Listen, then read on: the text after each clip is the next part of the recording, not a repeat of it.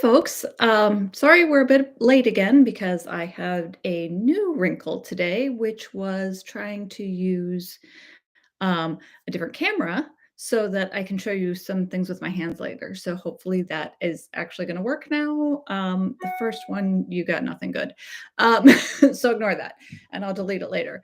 Anyway, welcome to my latest YouTube live. And today I realized that this is gonna be a little bit challenging because I can't always show you what I'm working on. Sometimes it has to get to a certain point, that it can be public knowledge. It's a secret until it's ready to go out into the world, which is the case right now with, one thing that I'm working on for, Yarn Centric, which is the day before Maryland Sheep and Wool in May. So it's a new smaller show for those people who don't go to Maryland Sheep and Wool as vendors. They can go to this other thing and vend, and you can check that out at yarncentric.com. Anyway, so I'm working on a special thing for that that I can't show you yet, but it starts with seed stitch. And I try to, if I'm not actually writing the pattern as I go, like typing it out into the computer, I at least take really detailed notes so that it's easier to write the pattern later. So I'm doing seed stitch in the round and I'm thinking about how you write that down. Um, so I want to talk a little bit about seed stitch in the round versus seed stitch flat. And here we go. We're going to see if I can actually get this to work. Ha! It did work. Yay. Okay.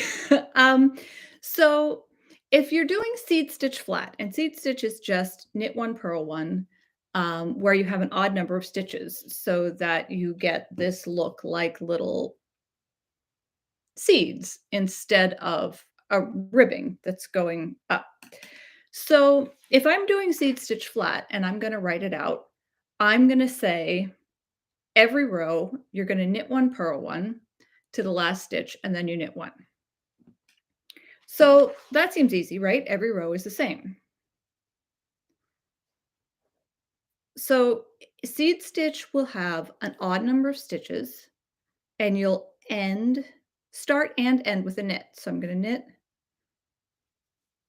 purl, alternate those two the whole way across.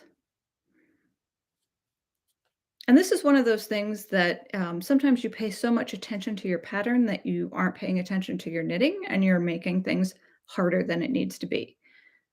So I got to the last stitch, I'm going to knit one. And then I turn and I'm going to do the same thing again. So that there's a purl bump here because I knit it on the other side. So it has a purl bump on the back side, which is now the front side. So then I do the same exact thing, knit one, purl one all the way across, and it's going to create this look. Okay. So if I'm going to write out seed stitch in the round,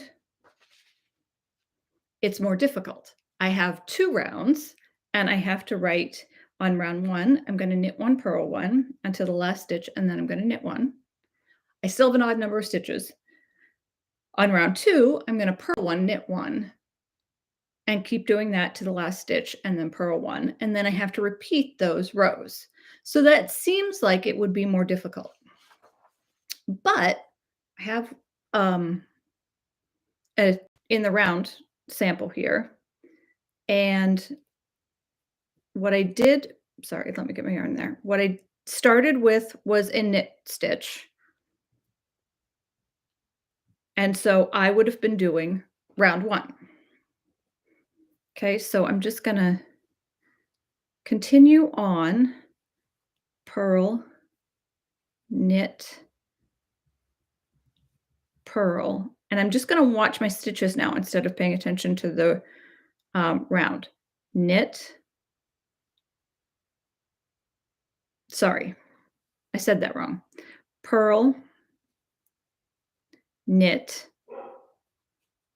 slip the marker, The beginning of round 2 will be a purl. So, but if I just keep going, you can see that that's a smooth line of I'm really sorry if you can hear my dog in the background. That's a smooth line of knit, purl, knit, purl. So I don't really have to pay attention to where the beginning of round marker is.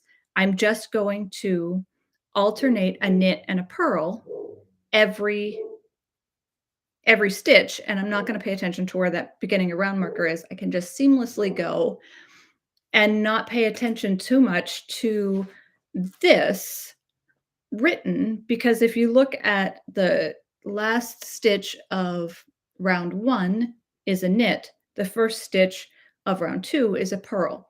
So it's going to continuously be knit, purl, knit, purl. So I don't have to pay attention as much to, okay, I've come to the end of round 1 and now I have to look back at my pattern to see what I'm going to do on round 2. It's an endless circle of knit, purl, knit, purl. So that's one of those things that is super simple if you've noticed it. But if you hadn't noticed it before, you might be paying too much attention to the written instructions and making things a little harder on yourself.